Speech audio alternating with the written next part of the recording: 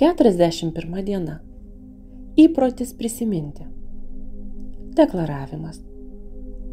Norint rasti išeitį iš keblios situacijos, pirmiausia reikia prisiminti ir suprasti, kad ji yra reikšmingumo padarinys. Nesąmoningas sapnas visiškai užvaldė jūs ir atsitinka nepriklausomai nuo jūsų tik todėl, kad jūs nesuvokėte, jog tai viso labo tik sapnas, lygiai taip pat ir nemiegant, kol jūs nesuvoksite, kad visą galvą pasinėrėte į problemą, aplinkybės jūs valdys. Sustokite, išsivaduokite iš haliucinacijų ir prisiminkite, kad realybė tas pats sapnas, kurį galima valdyti, o nubudę imkite savo sapno nemiegant transurfingo. Aiškinimas. Sunkiausia laiku prisiminti, kad jūs klampina vidinis arba išorinis reikšmingumas. Tam reikalingas prižiūrėtojas, vidinis stebėtojas, kuris nuolat kontroliuoja jūsų sąmoningumą. Žinoma, sunku susivaldyti, kai tiesiog norisi siautėti.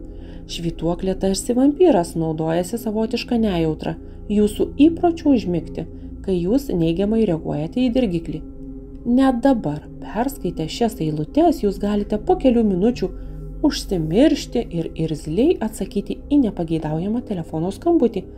Pasistengkite per dieną kelis kartus nubusti, apsidairyti aplink blaiviu žvilgsniu ir suvokti, jog visa, kas vyksta, tai sapnas, bet jūs nemiegate ir suvokiate savo veiksmus. Įprotis prisiminti išsiugdomas nuolatinė praktika. Kol sąmoningumas netaps įpročiu, tol švytuoklės visaip mėgins jūs suerzinti.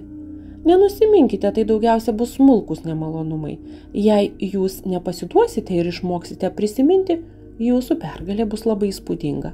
Pamatysite.